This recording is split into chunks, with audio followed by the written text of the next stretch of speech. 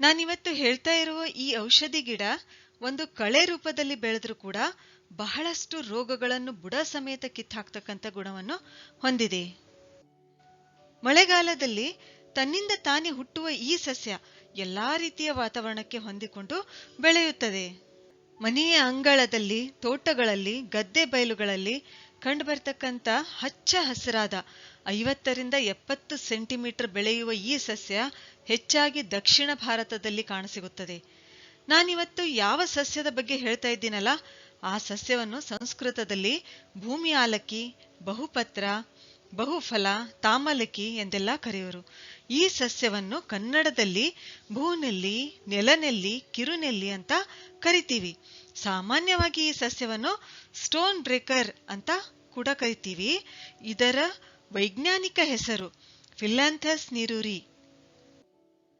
ಈ ಸಸ್ಯದ ಎಲೆಗಳು ನೆಲ್ಲಿ ಗಿಡದ ಎಲೆಗಳನ್ನು ಹೋಲುವುದರಿಂದ ಹಾಗೂ ಇದರ ಪುಟ್ಟ ಪುಟ್ಟ ಸಾಸಿವೆ ಗಾತ್ರದ ಹಣ್ಣುಗಳು ಸಹ ನೆಲ್ಲಿಕಾಯಿಯಂತೆ ಕಾಣೋದ್ರಿಂದ ಇದಕ್ಕೆ ನೆಲನೆಲ್ಲಿ ಅಂತ ಹೆಸರು ಬಂತು.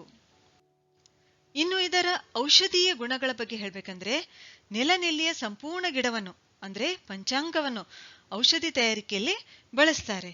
ಆಯುರ್ವೇದದ ಪ್ರಕಾರ ಈ ಗಿಡಮೂಲಿಕೆಯನ್ನು ಬಹಳಷ್ಟು ರೋಗಗಳನ್ನು ಗುಣಪಡಿಸಲು ಬಳಸ್ತಾರೆ.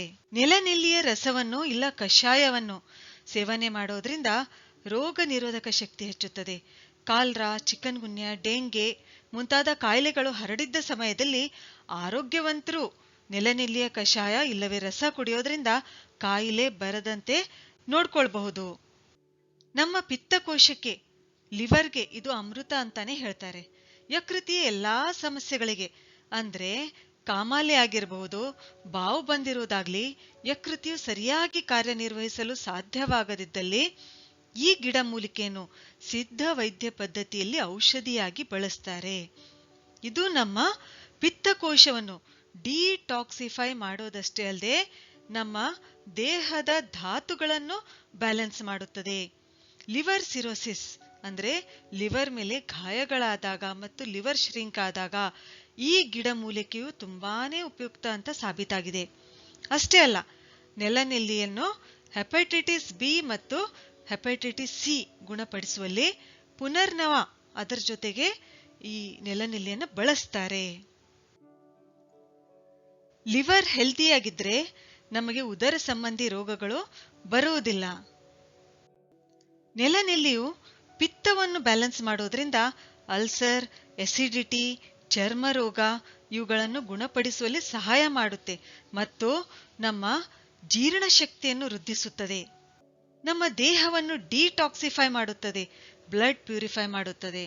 ಸಸ್ಯವು ಆಂಟಿ ವೈರಲ್ ಗುಣ ಹೊಂದಿದೆ. ವೈರಸ್ ವಿರುದ್ಧ ಗೆಲ್ಲಲು ಈ ಗಿಡಮೂಲಿಕೆಯ ಕಷಾಯ ತುಂಬಾನೇ ಸಹಾಯ ಮಾಡುತ್ತದೆ.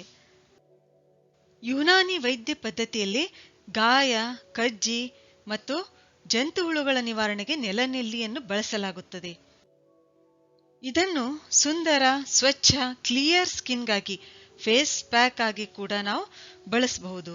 ಈ ಸಸ್ಯದ ಎಲೆಗಳನ್ನು ಜಜ್ಜಿ ಪೇಸ್ಟ್ ಮಾಡಿಕೊಂಡು ಅದರಲ್ಲಿ ಸ್ವಲ್ಪ ಮೊಸರು ಮತ್ತು ಸ್ವಲ್ಪ ಕಳ್ಳೆ ಹಿಟ್ಟು ಬೆರೆಸಿ ಹಚ್ಕೊಳ್ಬಹುದು. ಇದು ಸ್ಕಿನ್ ಇನ್ಫೆಕ್ಷನ್, ಪಿಂಪಲ್ಸ್, ಎಕ್ನೆ ಇವುಗಳಿಗೆಲ್ಲ ಏನಂತಂದ್ರೆ ಇದು ರಾಮಬಾಣವಾಗಿ ಕಾರ್ಯನಿರ್ವಹಿಸುತ್ತೆ. ಈ ಸಸ್ಯವನ್ನು ಸಾಮಾನ್ಯವಾಗಿ ಸ್ಟೋನ್ ಬ್ರೇಕರ್ ಅಂತ ಕರೀತಾರೆ.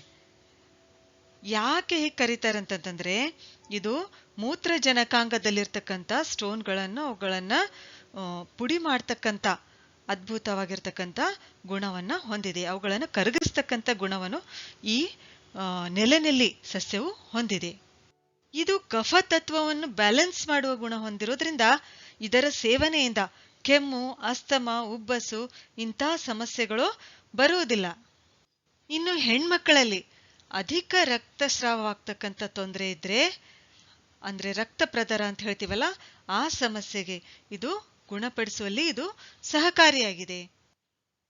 ಈ ಸಸ್ಯದ ತಾಜಾ ಹಸಿರು ಎಲೆಗಳನ್ನು ತಿಂದ್ರೆ ಬಾಯಿ ಹುಣ್ಣು ಗುಣಮುಖವಾಗುತ್ತದೆ. ಈ ಸಸ್ಯದ ಎಲೆಗಳಲ್ಲಿ ಹೆಚ್ಚು ಪ್ರಮಾಣದ ಪೊಟ್ಯಾಷಿಯಂ ಇರುವ ಕಾರಣ ಇದು ಡೈಯೂರೆಟಿಕ್ ಆಗಿ ಕೂಡ ಕೆಲಸ ಮಾಡುತ್ತದೆ. ಒಂದು ವೇಳೆ ಭೇದಿಯಾಗುತ್ತಿದ್ದಲ್ಲಿ ನೆಲನೆಲ್ಲಿ ಎಳೆ ಕಾಂಡವನ್ನು ಜಜ್ಜಿ ರಸ ತೆಗೆದು ಕುಡಿಯುವುದು ಈ ಸಮಸ್ಯೆಗೆ ನಿವಾರಣೆಗೆ ಇದು ಸಹಕರಿಸುತ್ತದೆ. ಈ ಸಸ್ಯದ ಔಷಧಿಯನ್ನು ಬಳಸುವಾಗ ನಾವು ಗಮನದಲ್ಲಿಡಬೇಕಾದ ಅಂಶಗಳು ಯಾವಂತಂದ್ರೆ, ಗರ್ಭಿಣಿಯರು ಮತ್ತು ಹಾಲು ಉಣಿಸುವ ತಾಯಂದ್ರು ವೈದ್ಯರನ್ನು ಕೇಳಿಯೇ ಸೇವಿಸಬೇಕು.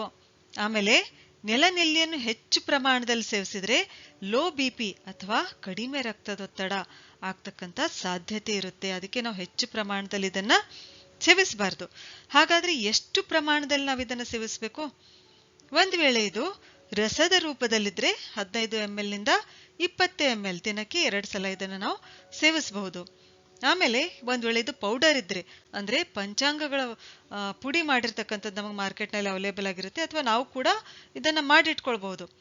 ಒಂದ್ ವೇಳೆ ಪುಡಿ ಮಾಡಿಟ್ಕೊಂಡ್ರೆ ನಾವಿದನ್ನ 3 ಗ್ರಾಮ್ರಿಂದ 6 ಗ್ರಾಮ್ ವರೆಗೆ ನಾವಿದನ್ನ ಸೇವಿಸಬಹುದು. ಅಥವಾ ಕಷಾಯ ರೂಪದಲ್ಲಿ ನಾವು ಸೇವಿಸಿದ್ರೆ ಇದನ್ನ 20 ml ನಿಂದ 30 ml ವರೆಗೂ ನಾವು ದಿನನಿತ್ಯ, ಅಥವಾ ಮಳೆಗಾಲದಲ್ಲಿ ಹೆಚ್ಚು ಪ್ರಮಾಣದಲ್ಲಿ ನಾವು ಮಳೆಗಾಲದಲ್ಲಿ ಇದು ಬೆಳೆಯೋದ್ರಿಂದ ಆ ಸಮಯದಲ್ಲಿ ತಾಜಾ ಎಲೆಗಳನ್ನು ತೆಗೆದು ಅವುಗಳಿಂದ ಕಷಾಯ ಮಾಡಿ ನಾವು ಇದನ್ನ ಕುಡಿಬಹುದು. ಇನ್ನು ಒಂದ್ ವೇಳೆ ನಮ್ಗೆ ಇದು ಲಭ್ಯವಿರಲಿಲ್ಲ ಸಸ್ಯ ಅಂದ್ರೆ ಇದು ಕ್ಯಾಪ್ಸ್ಯೂಲ್ಗಳು ಕೂಡ ಮಾರ್ಕೆಟ್ನಲ್ಲಿ ಲಭ್ಯ ಇರುತ್ತವೆ, ಸೇವಿಸಬಹುದು. ಆಮೇಲೆ ಈ ಔಷಧಿಯನ್ನು ಸೇವಿಸ್ತೀವಲ್ಲ, ಇದು ನಾವು ಕಂಟಿನ್ಯೂಸ್ ಆಗಿ ಬಹಳಷ್ಟು ದಿವಸಗಳವರೆಗೆ ನಾವು ಇದನ್ನ ಸೇವಿಸಬಾರ್ದು. ಸ್ವಲ್ಪ ದಿನ ಸೇವಿಸಿ ಆಮೇಲೆ ಮತ್ತೆ ಸ್ವಲ್ಪ ದಿವಸ ಗ್ಯಾಪ್ ಕೊಡಬೇಕು. ಆಮೇಲೆ ಮತ್ತೆ ಧನ್ಯವಾದಗಳು.